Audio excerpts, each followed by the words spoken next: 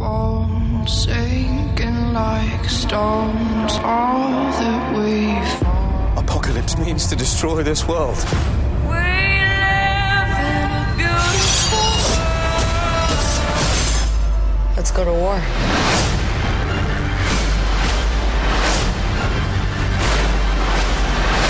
Everything they've built will fall!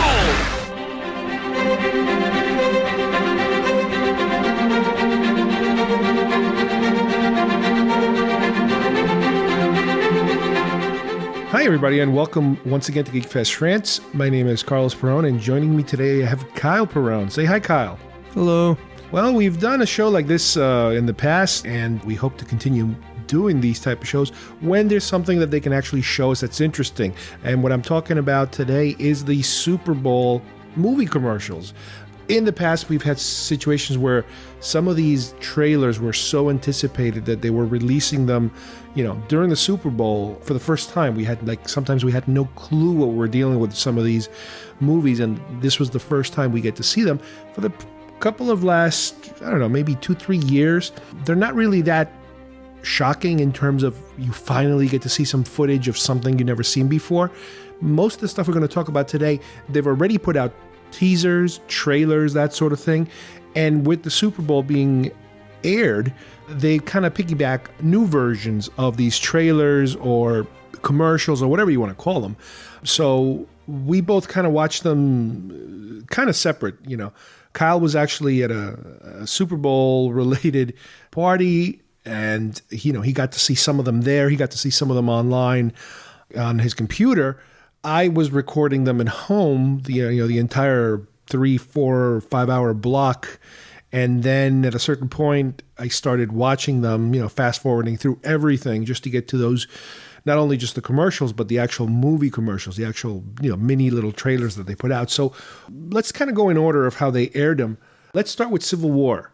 What did you notice about Civil War, Kyle, that was a little different than we've seen in the first trailer that they already put out a few weeks ago? Well, I think we basically got to see the complete lineups for both teams. We got to see Vision for the first time because we never saw him in the last trailer.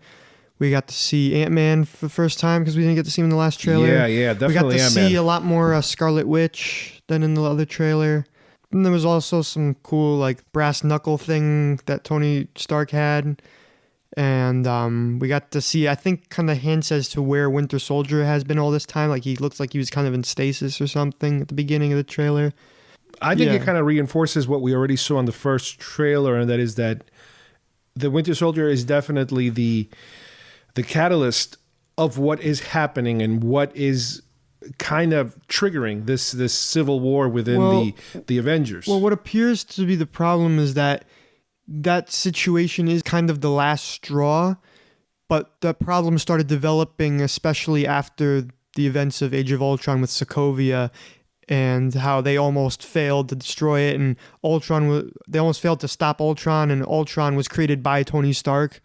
So those events really started to create this issue. The other thing I think you also get, which is nothing new, you get a quick little peek of Black Panther also, which is another cool new character. Yeah, we've seen him in the other trailer a bunch coming of times, down the line. Yeah, he looks cool. The second trailer I want to talk about is, again, they already put out a teaser trailer, if you will, and now they put out a little more of it called 10 Cloverfield Lane. Now, from what I understand, again, this is one of these J.J. Abrams projects. It has to be, I imagine, related to the movie Cloverfield, because you don't just call something Cloverfield when it comes from J.J. Abrams. The question is it more like the movie Cloverfield, or is it kind of like what Ridley Scott has been doing lately, and that is Prometheus, for example, is a movie that takes place in the Alien universe, but it's not necessarily about those specific characters that we met before. I'm wondering if 10 Cloverfield Lane is a movie that's different, but it's based on the Cloverfield universe. Because what I saw from that trailer, and from the previous trailer also, it's almost as if it has to do with people being locked up in some kind of fallout shelter, and whether or not fighting to get out or get in or remain there or so forth. So I'm wondering if in a way, it's a little bit like a movie that you haven't seen called The Divide with Michael Biehn a couple years ago, which is about people that are surviving inside a fallout shelter. And you haven't seen it. And it's the whole mystery of what exactly is out there, if anything is out there, what's going on outside the shelter. This kind of gave me that feeling. Although at one point in this particular trailer, you do get to see some kind of a big something behind the house. And so somebody actually makes it out of the house. John Goodman seems to be one of the stars. So again, just like Cloverfield, it at least has me interested in what is this about. Now, I know you like Cloverfield. Yeah, right? That was one of the few movies that actually kind of freaked me out a little bit because it looked like really real when I saw it.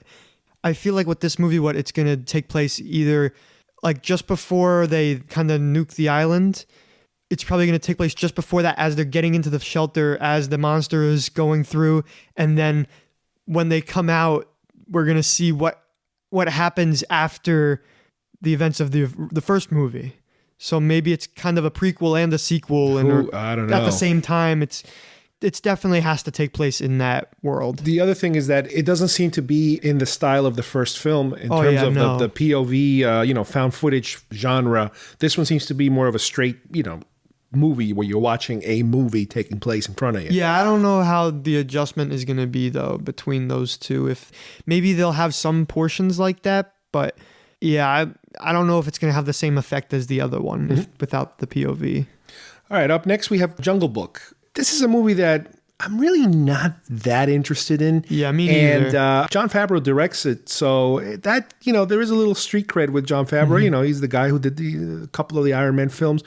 But I'll tell you the truth, the more I watch these trailers, the more I'm becoming a little more interested in it. It's a live action movie, but there's heavy digitally created animals.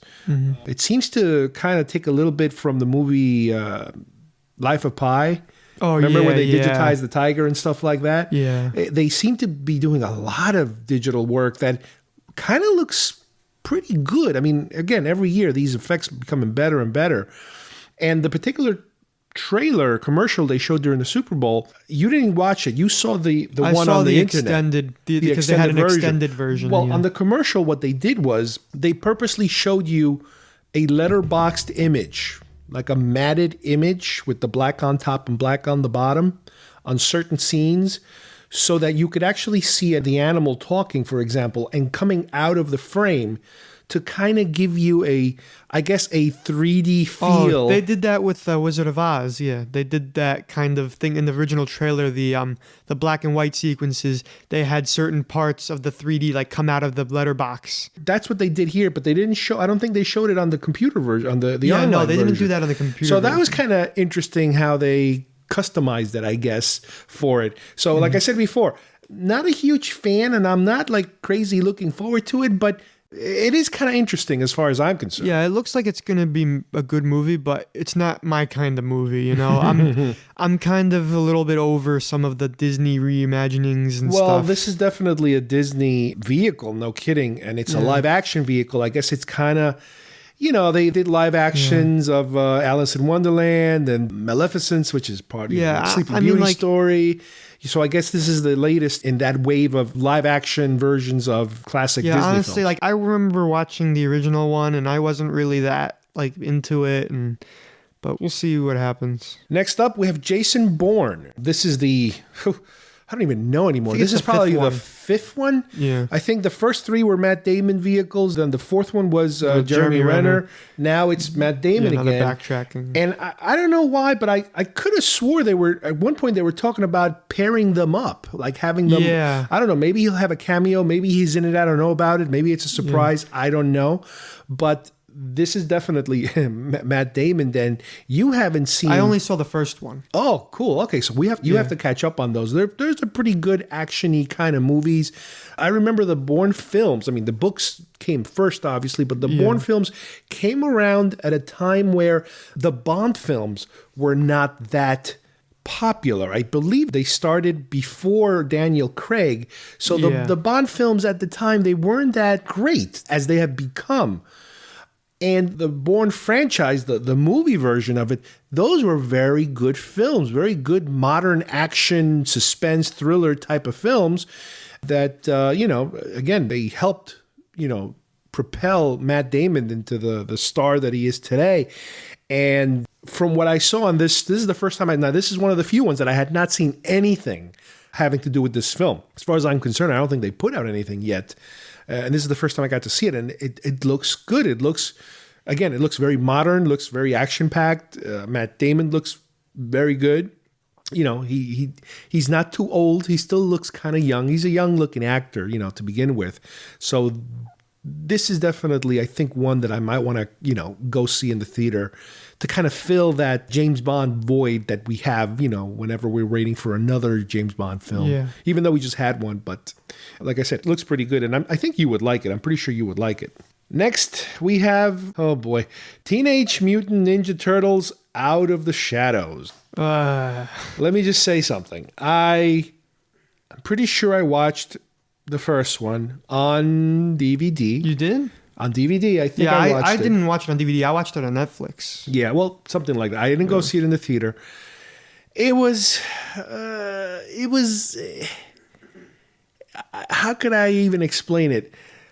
I didn't like it. It kind of felt like everything that I dislike about Michael Bay films, especially Transformer films, what the Transformer films have become. It wasn't as bad as the last Transformer film, but it was still but I'm saying it disappointing. That style, this new Michael Bay style that he has now kind of settled into when it comes to these kind of movies, it's just I don't know. I don't like it. I don't find it funny. Yeah, I mean, if you're a Ninja Turtle fan, maybe it helps to kind of get on with it. Like, there's a lot of like Easter eggs and stuff, which was cool. Like, I feel like the whole point of that movie was like, you reuse like a plot that's been used a million times, add a billion explosions and Easter eggs, and you'll make a lot of little kids and some fans happy with it. But I know you specifically, there's one thing you're looking forward to. Well, the only reason why I want to watch the next one is because of Casey Jones, and played by Stephen Amell. Because Casey Jones was honestly, to me, like I've watched some of the Ninja Turtle things. Like, I'm not a huge Ninja Turtle fan. I've just like casually seen a couple episodes and stuff. But Casey Jones, I always thought was the coolest. And Stephen Amell is like one of the coolest superhero actors out there right now. And he played Arrow. Well, he played Green Arrow on Arrow, and him as Casey Jones is a really good fit, I think. And so that's the only reason why I want to watch it. I could be wrong, but I could have swore you saw him for an instant in the trailer. in the Super Bowl trailer. Yeah, you see him a lot more in the original trailer. Okay. But I think he wasn't even wearing the mask on this trailer. I think he did at one point. Yeah, you see him like hitting something at the screen, but it's like... It's going to be a terrible movie probably, but I just want to see Casey Jones. He looks pretty awesome in that trailer. That's the only thing that was cool really about it. The other thing they showed, which is not a trailer, but it is Avengers related, if you will, is a commercial for Coke starring the Hulk and Ant-Man, which was kind of weird. I didn't even know this was coming. Yeah, me neither. I thought that was kind of funny. And it's kind of funny. It's kind of silly. It's very much in the Ant-Man tone, that kind of humorous, light tone. You see Bruce Banner approaching a door, and it's obviously not Mark Ruffalo because it's like they don't show you his face. You see his silhouette. And then you see Ant-Man, he's trying to, I guess, steal a can of Coke from the Hulk, and the Hulk goes nuts, and they start chasing each other, and at the end, he finally gets his can of Coke. But it's, like I said, it's very much in the vein of the movie Ant-Man. It has that light, funny tone to it, and the Hulk is doing the typical Hulk thing. So that was a cute little bonus. They definitely had to have gotten ILM to use the models and stuff, the CG models. That was like on point. The next full-blown movie commercial was for Independence Day Resurgence. Now, again, this is one of those instances where they've already put out a teaser trailer. This is another commercial. There's some new footage, a couple of lines here or there, just basically more of the same. This is a difficult one because, I mean, I remember I saw Independence Day in the theater when it came out, and it was at a time where it's funny because we just did an episode recently about disaster films, and Independence Day was kind of the beginning of the resurgence, no pun intended, of the disaster films back in the 90s, where all of a sudden Roland Emmerich started, making all these films.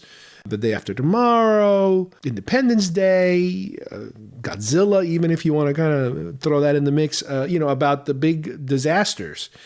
And Independence Day was one of the biggest hits around that time. And, fast forward, I don't know, 20 years later, I don't know how long ago it was. All of a sudden now they put this movie together. They couldn't get Will Smith. They got Jeff Goldblum to come back, and even Bill Pullman as the president, he apparently is back for the film. But I'm not entirely sure what we're dealing with here. The original Independence Day, I think, had a similar problem that I think Michael Bay has, and that is it had a great setup. They set up the story really well, really serious. But then you get to a point where it becomes almost like a cartoon in terms of how action-packed and slightly silly the movie's tone kind of goes into with the bad guys. Again, in my opinion, like Michael Bay, the setup for Transformers was great, very serious. Oh, yeah. And then it got sillier and sillier and sillier every movie after movie. Yeah, I stopped watching after like the first half of the last Transformers movie. That was garbage. But for Independence Day, I think you should definitely at some point watch the first one. I still haven't watched it. That's one of those movies that like everybody keeps telling me I need to see. That I mean, you might. For all I know, you might like it, and I probably would. I just haven't. There just hasn't been a time. Yeah, for I know. it. And the funny, I mean, I caught like some of it on TV, but the funny thing is that this movie now is, the effects are so much better, obviously, than they were 20 years ago. So. I'm sure you'll notice a difference, but at least they got some of the actors to come back. Again, it's one of these movies that if I have the time, I might go see it. If it at least has a couple of good reviews, I might go see it. But lately, it's harder and harder to see movies in the theater because there's just no time, and there's too many other movies. And there's too many. There's just so many movies competing for your dollar that it's just insane. Yeah, this year and next year are going to be crazy years. The next one up is, I think, probably one of my favorites in terms of, if you look at all the movies we talked about today, is the Super Bowl commercial for X-Men Apocalypse. Once again, we have a trailer that's already been put out, and this is kind of like the second round in terms of more material they're putting out there, but you do get to see a lot more stuff in this one, a lot more effects, a lot more fights, a lot more characters kind of showing off their effects. And one of the things I like the best about this particular trailer is that it definitely has the feel of the last two X-Men films, especially the last one, Days of Future Past. You get the feeling that you're in that universe. Michael Fassbender is right there. You get a little bit of Professor X. You get a lot more Professor X during the big trailer they put out a couple weeks ago. But I would say, as far as all the material that was shown today, that was probably my favorite one of all. How about you? I think it's either that or the Civil War trailer that got me. But yeah, with the X-Men Apocalypse thing, I thought it was a really good trailer. They showed a little bit more of Apocalypse's power. Like there's this, they already showed this in the other trailer, but there's a shot where he's like growing, and we're not sure if it's a dream sequence or not, but that's something that he can actually do in the comics, is he can grow in size. He looks huge. Because in the comics, he can do almost anything, basically. But I don't know if they'll be able to do that for the movie, simply because it might be too over the top. But I hope he can grow, because that's one of my favorite things about Apocalypse, that one of my favorite powers about him. And we also got to see Psylocke with her blades, because we barely saw her in the last trailer, but you see her cutting through that car, and I thought that was pretty cool. And I follow the actress on Instagram, and she has all the sword stuff that she does. And she actually did a little joke with Ryan Reynolds where she was like spinning around a sword, and then Ryan Reynolds comes up with like a inflatable sword and like boops her on the head. And I thought it was pretty funny. But there's a number of things I could say about that actress, and I really can't say them not only in public but especially in front of you, because I'm an innocent. Let's just say I'm not the biggest fan of that actress for many reasons, which we will talk about in the future. Another movie I want to kind of mention was that had a a smaller kind of trailer. I don't want to call it smaller, but I thought there was going to be a bigger presence of this movie during the Super Bowl, but I guess they were able to just squeeze in one commercial because, I mean, commercial space during the Super Bowl, from what I understand, is the most expensive ever. So the movie you're probably waiting for the most, and that's Deadpool. Yeah, Deadpool. Well, at the time of recording this, it comes out Friday. And yeah, I'm so pumped for it. They showed a little trailer with him talking about the Super Bowl and stuff. And they've been promoting this movie like crazy. And I hope it's good because they're putting so much money in the promotion of this movie. Yeah. They've been doing online stuff every other week or every week. They've been putting out little shorts, little comedy skits, all kinds of little stuff like that. They've been putting up little funny pictures and PSAs, and I'm loving it. This is a movie already in itself with all these PSAs and stuff. I'm loving it. Yeah. This is a strange kind of movie in a way because, and again, we're speculating. We haven't seen it yet, but the tone is something that they have not done with a Marvel character lately. They haven't done it with any superhero. At least recently, they haven't done it. I know we've had this character before. But that was garbage. Forget about it. With the Wolverine Origins Wolverine film. Was terrible. And they're obviously taking the character even further in terms of more comedic than before. Yeah, the closest thing I could even imagine comparing the way that this character is behaving in a way is if you see the movie The Mask. Oh, yeah. There's a little bit of Jim Carrey in this character that I see. I see his delivery, the way he delivers his comedy. You could even say maybe a little bit of Kick-Ass is in here too. Yeah, oh yeah. It's that kind of comedy, superhero-y, R-ratedness, that kind of stuff. Yeah, it's supposed to be pretty obscene. Right. So this is, I think, a different flavor. With Marvel lately, you've had your standard Marvel films. Then they've experimented with slight comedic material like Guardians of the Galaxy and Ant-Man, a much lighter tone. Yeah. Now with this, you have, I guess you could call it adult comedy material. Mm-hmm. So I don't know if this is something that will trigger other movies to kind of try to imitate them. But it all depends on whether or not this succeeds or not. I mean, as long as it's funny, I mean, it's got to be funny because they're really writing on the funny part. I've heard, well, if they keep up with the humor that they're presenting in all these promos, first of all, then they've already nailed it. Like, this is already destined to be a great movie. But the problem is you don't want to show too much. And you don't want to give up all your jokes on the trailers. Because that's what a lot of these promos aren't from the movie. Like, they've made these promos specifically just to promote the movie. Like, most of these promos don't have footage from the movie. And also, so far, right now on Rotten Tomatoes at the moment of recording, it's got 100%. But what's that based on? Is that it's based on reviews, and it has from who? From 9 what? reviews from the top reviewers, critics or people? And they've all critics, and they've given it 100 so far.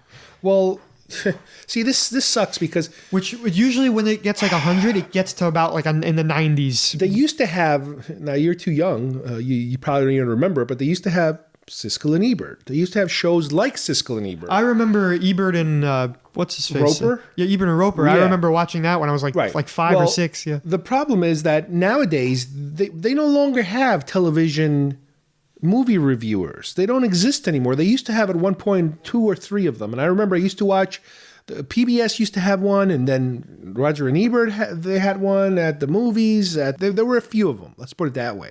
Yeah.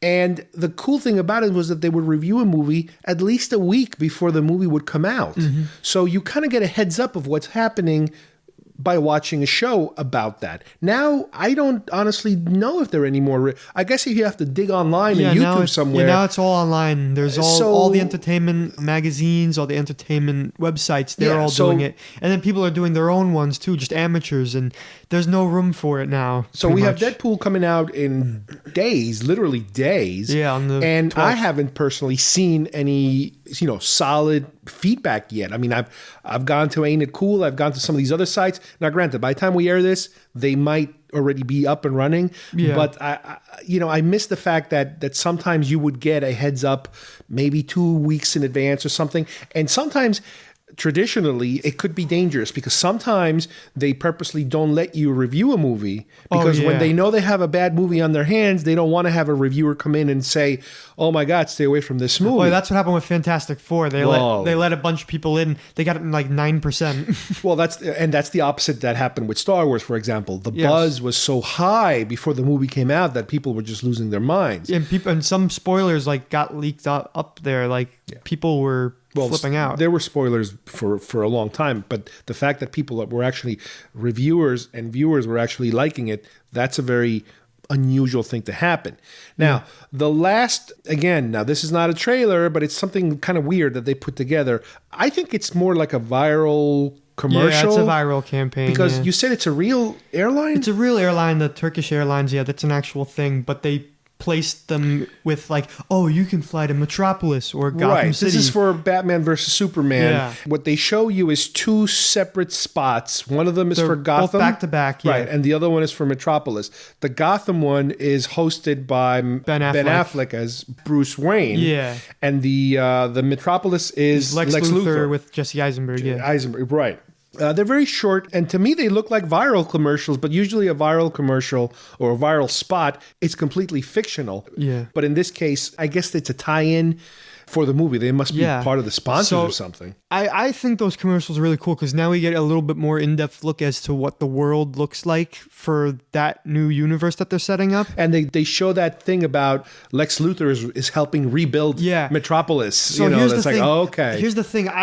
When I first saw the first trailer, I was like, okay, this must take place a couple years after Man of Steel because all the buildings are all rebuilt already. Yeah, there's not. But now that I know that Lex Luthor is definitely behind the rebuilding of all this, and technically they could have gotten it all done in a year because this, like in the comics, like it's like this guy is over the top. He's got so much money. He could do it all in like a year, and it would also help fit in more with the rest of the things that are going on. But Gotham I also thought was pretty cool because we get to see the Bowery I know from the comics, which is where like a lot of the club scenes are, where a lot of the mob bosses are. And they kind of make it seem like it's not as bad as it was when Batman first started because they're really promoting it and it looks a lot nicer than it does like on the Gotham TV show. Because that's like before Batman even got there and it's trashed. Right. So clearly Batman got a lot of work done. It's cleaned up a lot more. But there's still obviously villains out there. Well, you got to remember also that because you're dealing with DC, and we know this very well from The Flash and in these other shows, is that they are completely separating those universes. TV versus film, they don't want to interact. Well, lately they've been kind of pushing it a lot. They've been making a lot of Batman and Superman references recently. Right, but what I'm saying is that they don't want actors jumping from one to the other. I don't think I don't think they're going to want to show you Gotham. I don't think the films are going to want to acknowledge that Gotham looked like this before. Yeah. When Bruce Wayne was young. But, I don't think they want to make that connection. Here's what, at this moment, for the next couple of years, maybe the next decade or so, they definitely can't do anything like that whatsoever. But the only way that they could do that is if they do there's a certain story arc in the DC comics called Crisis on Infinite Earths where all the multiverses collide and you have 3 different Flashes running around trying to save. It's complete madness, but that would be the only way they could do it. And I have a feeling once they get the movie universe set up and solid and grounded, maybe after they finish all those they might want to start playing then with that. They can maybe do that, and maybe they can have Henry Cavill, because he's not that big of an actor, really. He's only done the Man of Steel movies as a big movie. And I have no idea who he was before that. Yeah, I think he did an HBO show or something before that, and then now he's done that, and he did Man from U.N.C.L.E., but he's not doing a lot of stuff. So they could have him appear on The Flash for one episode, maybe just for one episode. They could do it. They just announced that they're going to do a Supergirl crossover, and we're not 100% sure how that's going to work. Well, there were also rumors that Tom Welling was. Here's what I'm thinking is that they're already doing the multiverse on Flash. They have Earth 2 and Earth 1, so Supergirl could be either part of Earth 2 or it could be Earth 3, and then you could have They could take the Smallville universe and connect that as a separate, like Earth 4. And they should do the Flash, the 1990s Flash. Earth 7. Because he's even better because you have the actor who plays his father, which is perfect. That would be great. Yeah, they could, theoretically, they could do as much as they want. With Marvel, they can't do that because they've already grounded it too much. They can't make alternate universes. Even though there are in the comics, they can't do that with No, but Marvel has different rules when it comes to television. Yeah. Marvel television universe is linked directly. Everything has to be linked, no matter like what, really. Well, with all these movies coming out, we're not even talking about, yes, some of this stuff is summer, but a lot of this stuff is spring, and some of the stuff is winter. Like I said, Deadpool this week. Bourne is not coming out until this winter. There's plenty to pick from here. And again, nothing really completely blew me away based on these commercials, during the Super Bowl, but it's definitely something to chew on. And as soon as we start watching some of these movies, Deadpool will be the first. We'll start giving you some of our feedback and reviews on them, and we'll let you know. But I want to obviously thank Kyle for joining me today. Thank you, Kyle. Thank you for having me. I want to thank you guys for listening, and we will see you here next time at GeekFest Rants. Bye-bye, everybody.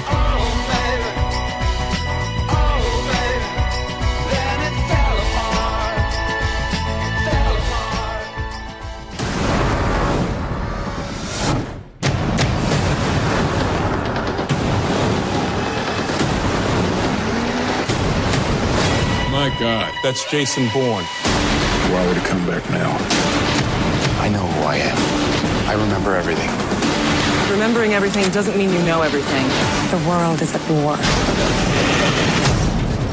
We need the perfect weapon. It was like... Oh.